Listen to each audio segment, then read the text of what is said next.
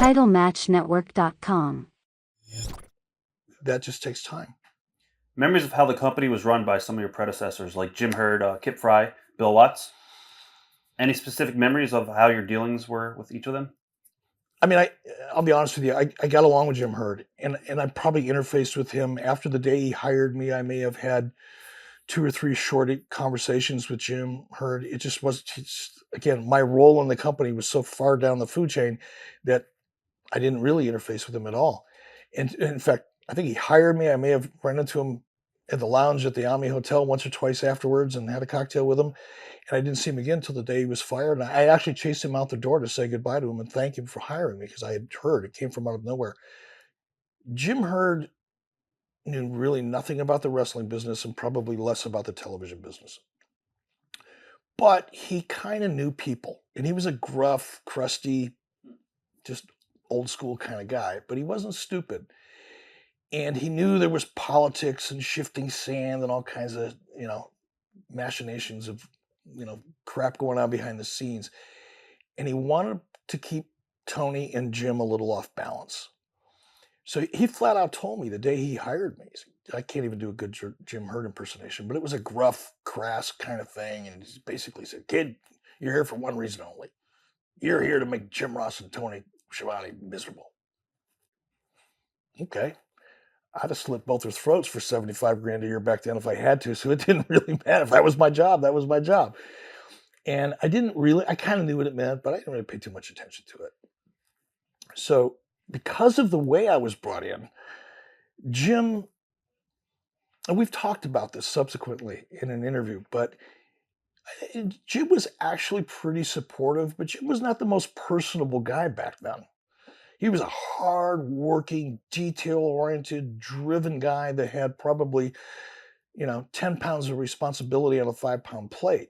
He didn't really have a whole lot of time, especially for someone like me, who was just a new kid, green kid, never really did anything, not even sure why I was here, other than Jim Herd wanted him here, and he looks like a weatherman on TV. So Jim wasn't the most personable guy, and Tony was always quiet. Tony always kept to himself. Tony was a hard worker too, and not the most nurturing kind of guy to be around. What about Bill Watts? I wasn't impressed with Bill. Bill was a bully. Bill came in and immediately he was going to do like Throwback Thursday type of approach to it. We're going to go back to the way it was in the 70s. We're going to pull the mats away from the floor. We're going to turn down the lights and only have the light in the arena so you don't have to see the people. He was doing all of these things to try to compensate for the fact that there was nobody coming to these shows. You'd show up with a television production truck and a crew and talent, and 400 people would show up, and half of them were carrying brown paper bags and fall asleep after the 4th match. It was ass ugly, okay? And his approach to fixing that was to camouflage it by making it look like an old studio show from the 70s and make it dangerous for the talent at the same time by taking the mats away from the ring and trying to make it dangerous. And the cause and effect of that was for the talent then to, instead of being more dynamic in the ring and being able to work harder, they became more conservative because they'd break their necks if they weren't. And right off the bat, I thought, well, that's just back-ass words. That's never going to work. And on top of that, he was a bully. He was a loudmouth bully. Was there any specific moments where you realized this is being done wrong and I can do better? There were no moments that I can recall, certainly, but it was a kind of like Chinese water torture, just seeing all of the things that Watts was doing, seeing the way he handled things and people, and the guy carried a gun into the Omni and, put it on his desk to try to intimidate people. That kind of crap, I see that. I don't care how big and tough you are. When you have to tell people that you're big and tough, you're probably deep down inside a pussy and are trying to compensate. And I saw that, and I'm not saying he wasn't a badass or all that kind of crap, but I saw him compensating in so many different ways over even a short period of time that I knew it wasn't going to last. Kip Fry,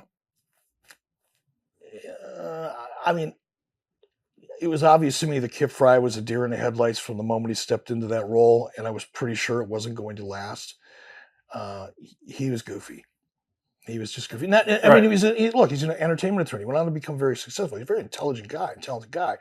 But he didn't know anything about the wrestling business. And when I say didn't know anything about the wrestling business, people use that phrase all the time. There are so many aspects of the wrestling business to know. But Kip didn't know anything about the business of the wrestling business. And he knew even less about the culture of the wrestling business. And it was pretty obvious to just about everybody. Hey, Well, discuss your earliest responsibilities as an announcer.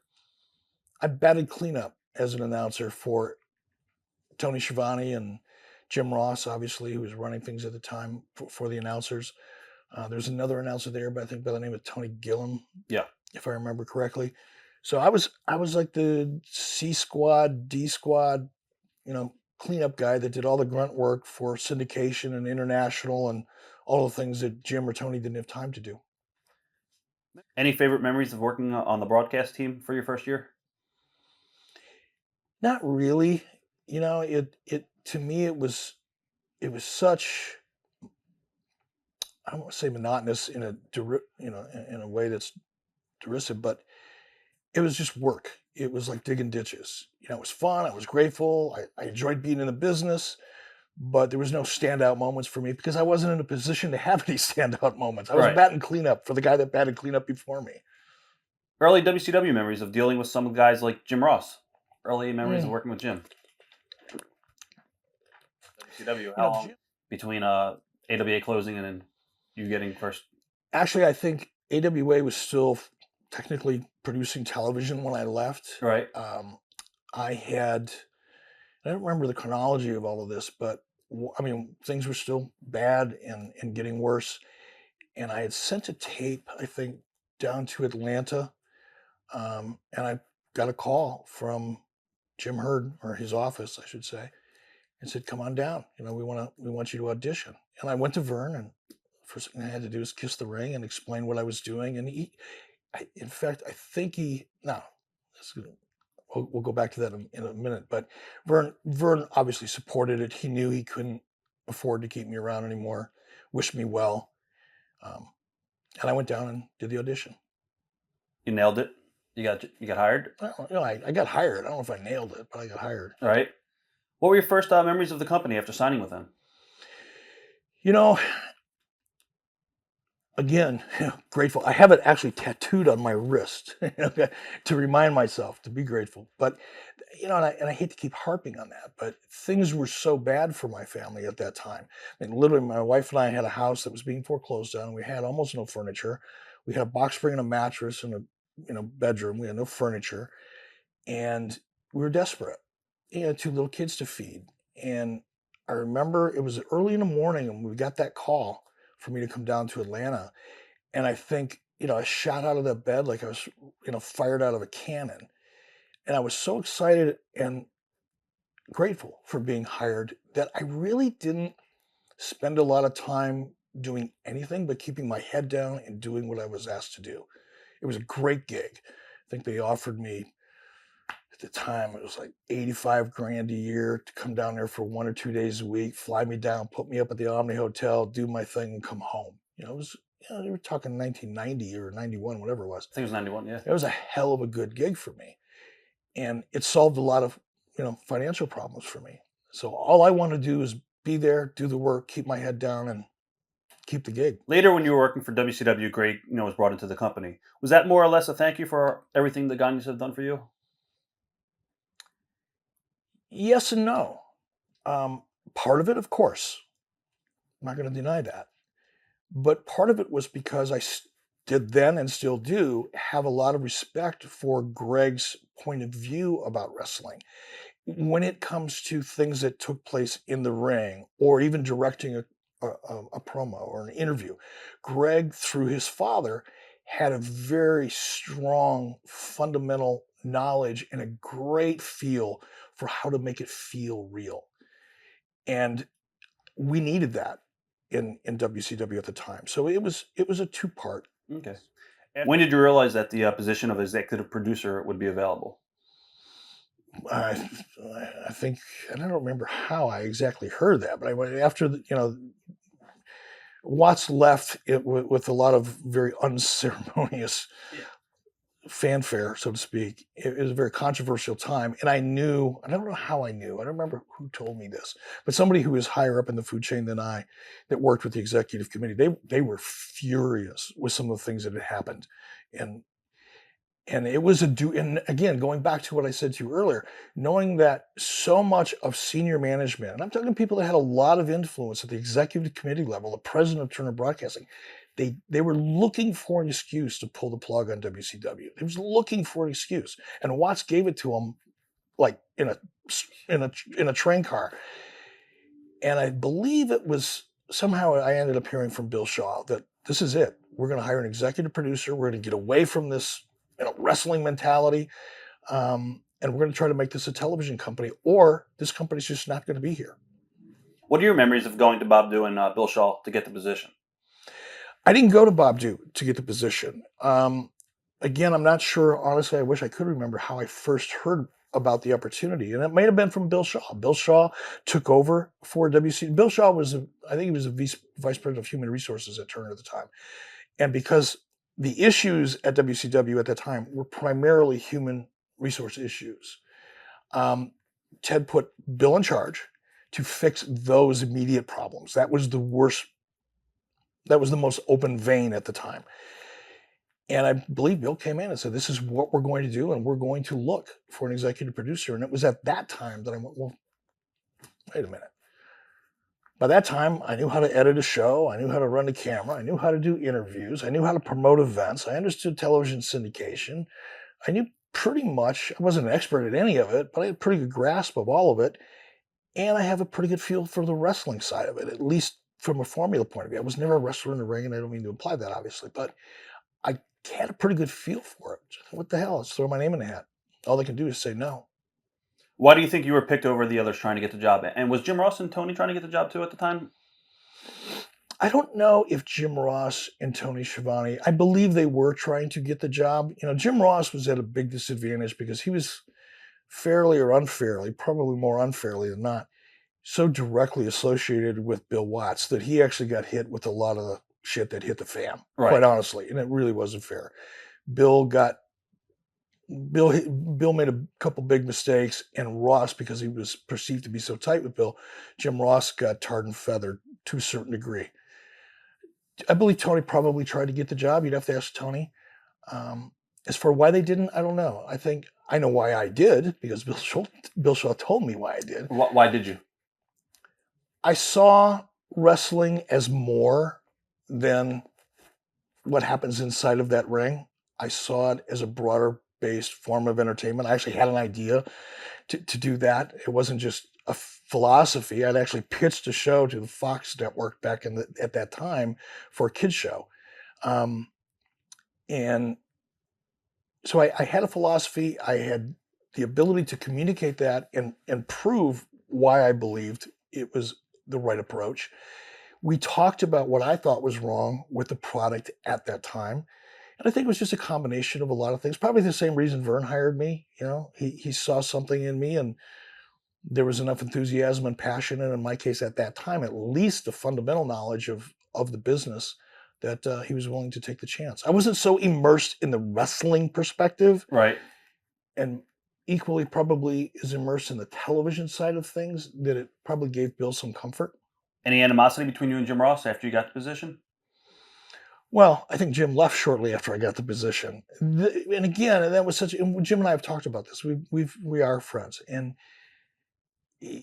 Jim knew that he got hit with a lot of Watts mess. Jim was miserable.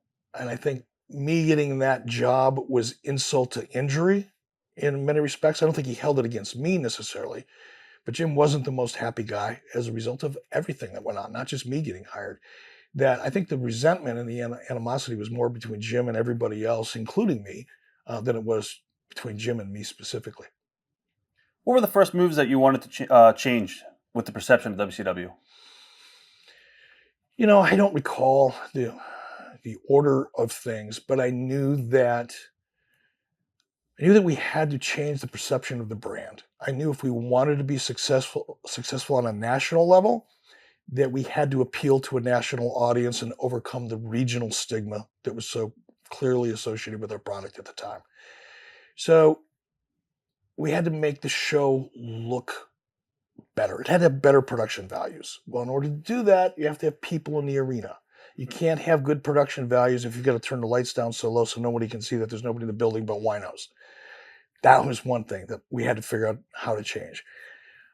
I knew that, I didn't know. I believed that by co-branding with Disney MGM Studios or somebody that already did have that kind of national brand power, by co-branding or drafting off that brand, I knew that that would help change the perception. And most of this was perception more than it was anything else. Perception by the advertisers, perception of the pay-per-view companies, perception of sponsors. Those were the perceptions I was trying to change as much as I was trying to improve on the television audience's perspective. So it was a balancing act. I guess what sort of effect did holding the tapings in front of theme park fans and using it as an attraction have on the TV shows? When I made the decision to move the shows to Disney, to Orlando, again, you have to put everything into perspective. The alternative to moving down to Disney MGM Studios at that time was to continue to do the same things that WCW had been doing, which was booking their television tapings in arenas that no one would come to. Keep in mind, again, you got to put everything in context. Back at that time, WCW had for a period of 2 or 3 years been giving tickets away to their pay-per-views. Right. They papered almost their entire freaking house. Well, you go into a market, let's say you go into Asheville, 3 times a year. And every time you go there, you paper the house. And on the 4th time, you try to sell the tickets. What do you think is going to happen? And that's what had been happening to WCW for so long before I had any control over it, that I knew the only alternative at that time, until we built up the television product and created a demand for it by increasing the production values, by bringing in more recognized talent, by doing all the things that I felt we needed to do. Until that had time to sink into the audience, the only thing I could do was find a way to get in front of a crowd that allowed me to turn up the lights and make it look better. And that's why I did it. The effect of it, it's like you get a little, you give a little. What we got was co-branding. We came to you from the Disney MGM Studios. Advertisers liked it, sponsors liked it, everybody liked it, TV stations liked it. It looks better, felt better, not so tacky. The downside is, in order to financially make it work, we've got to produce 5 shows a day in front of a crowd that may or may not have any idea who anybody is or what the stories are. And oftentimes we had to shoot things out of sequence. Right. And then try to weave it all into a pay-per-view model that created mystery and anticipation of the audience so that they would buy the pay-per-view, but yet it's already been leaked out, in back then the dirt sheets. That's what I was going to ask you. You had a lot of criticism for that. Yeah, and it was well deserved, but there was no alternative. What was the alternative? 400 people, 200 of them carrying wine bottles, and 100 of those people falling asleep and throwing up on themselves. That was the alternative. Right. How do you make that work? Was going to Florida, I guess, a cost-cutting concern at all? It was actually more expensive. Okay. It wasn't a cost-cutting concern. It was a brand-building decision, not a cost-cutting decision. How hard was it for you to get the attention and momentum when you were a company that is second in a 2-company race? How hard is it to get attention when you're second in a 2-company race? That's a good question. It's a good way to put the question.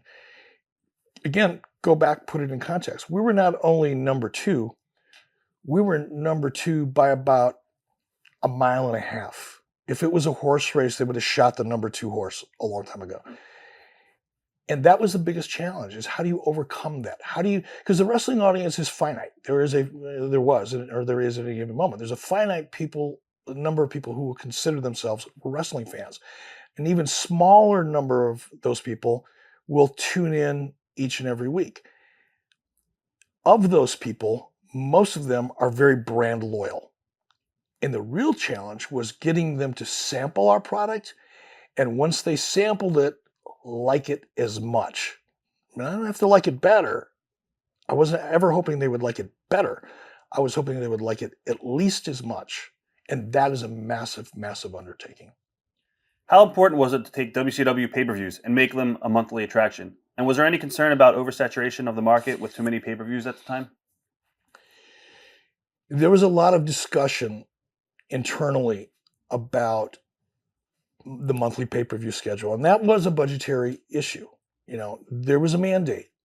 And again, going back at that time, and I don't remember the year that took place, but whether it was 93 or 94, maybe 95, we had a lot of discussion about that, but we had a mandate. Either this company makes money or all of those people over in the other tower are going to pull the plug.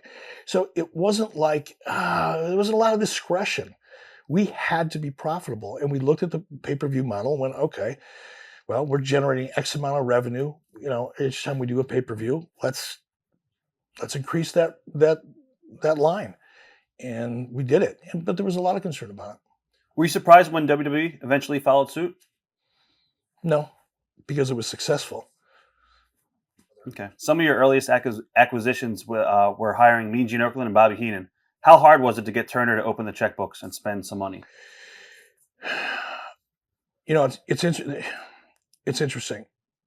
People talk about or ask about or have opinions and write about me bringing in people like Bobby Heenan and Gene Okerlund and obviously Hulk Hogan. It all started with Hulk Hogan. And the perception and the narrative that so many people like to put out there is that all Ted Turner wanted to do was just write checks. He had all this money. He was going to dump all this money. He was going to try to put WWF out of business. And, Bischoff had all this money. He was an ATM. And here's the truth that people don't talk about. When I took over that company, when I had actual oversight of the total budget and control of the company, it was a $25 million company, and he was generating $25 million a year in revenue, and it was losing $10 million a year in the process. The company had never made a dollar of profit since Ted Turner had purchased it. Okay. The mandate was this company cannot lose money any longer. And one of the first things that I did from a financial perspective is cut every cost I could cut. I literally made people go into their office, the senior management, go into their office, and to prove a point, I made them go into their office one day and count their pencils and come back and tell me how many pencils and pens each one of them had in their desk. People look at me like, what the hell? What is that? Because it's your resources. If you don't know what resources you have, how can you spend other resources? We had to control all of our resources at that time. We couldn't just keep spending stuff without knowing why.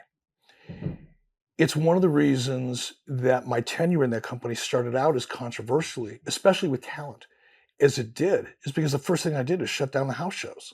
That's why Bob Dew and I didn't really see eye to eye, quite frankly, because we were doing 140 or 150 or 180 house shows a year. And when you sat down and analyzed the financials on that, you look at each one and go, wait a minute, every time we go out the door, we're losing money.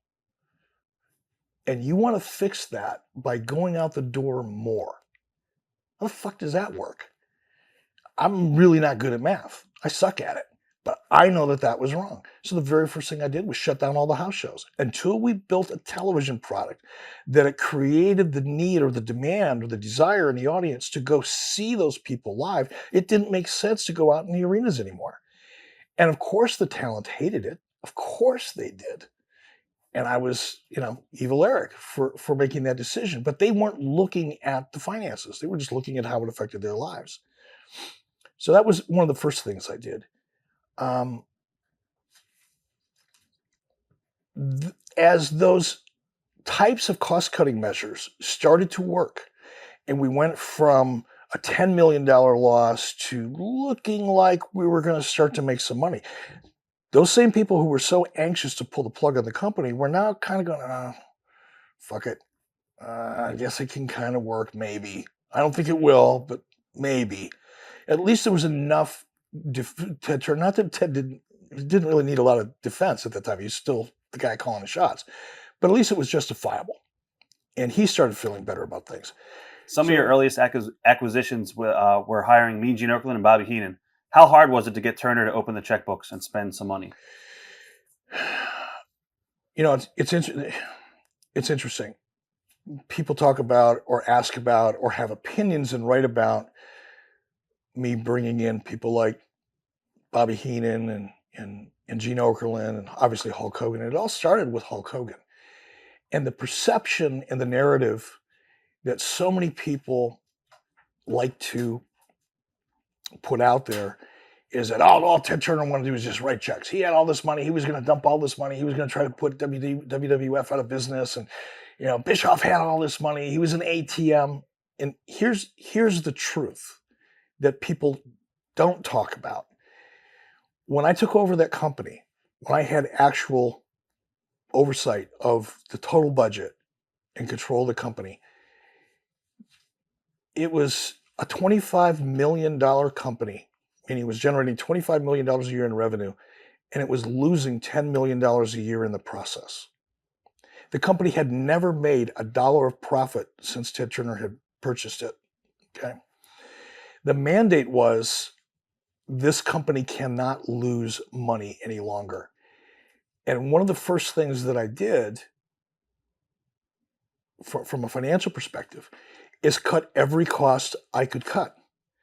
I literally made people go into their office, the senior management, go into their office, and to prove a point, I made them go into their office one day and count their pencils and come back and tell me how many pencils and pens each one of them had in their desk.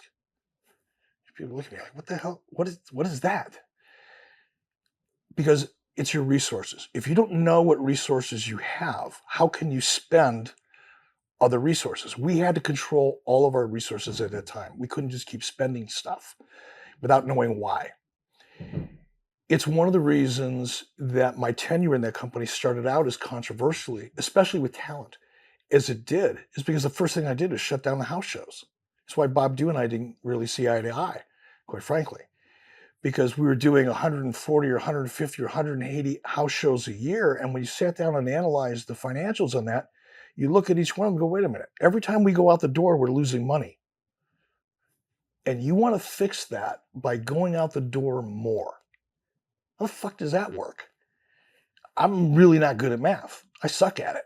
But I know that that was wrong. So the very first thing I did was shut down all the house shows until we built a television product that it created the need or the demand or the desire in the audience to go see those people live. It didn't make sense to go out in the arenas anymore. And of course the talent hated it. Of course they did.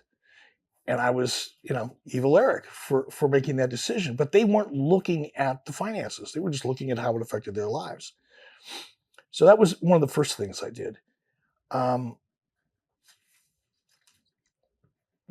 As those types of cost-cutting measures started to work, and we went from a $10 million loss to looking like we were going to start to make some money, those same people who were so anxious to pull the plug on the company were now kind of going, fuck it. I guess it can kind of work, maybe. I don't think it will, but maybe. At least there was enough to turn. Not that Ted didn't really need a lot of defense at the time. He was still the guy calling the shots. But at least it was justifiable. And he started feeling better about things. So Talk about the checks and balances in place at the time that you had to deal with working with Turner, and also goals you had to meet. It's funny, I was, in anticipation of this interview, I was trying to put my head back into that time period because it's been a long time. But again, that's a part of the misconception that the wrestling narrative has perpetuated over the years. People would give you the impression that I had a checkbook and I could just write a check to whomever and wherever and whenever I wanted. I wish that would have been the case. But the way Turner worked, at least up until the time I left, was you would sit down and present your budget. You would go through with all of your department heads, your marketing, your pay-per-view, your licensing, your merchandising, your live events, all of the people that were involved in the major components of your business. and you would put together a budget for next year. For next year. And you would I would have to go to, once everybody I worked with, we put together budgets, I approved that. And then I took those budgets to the finance committee at Turner Broadcasting, and they had to be approved by them. Then my job was to work within those budgets that were approved. And by the way, they weren't always approved. Sometimes they would approve this part of the budget and not approve that part of the budget. And then they'd give it back to me and say, okay, this is what you get to work with for the year. Now my job, and the people that work for me, was to work within those budgets and not exceed them. That was the process. And those were the checks and balances. And by the way, finance and legal were the two separate entities that didn't report up to the same person. So while I had the two checks and balances above me, they had individual reporting up the food chain, so that there was none of this. Right. So there was a lot of checks and balances. TitleMatchNetwork.com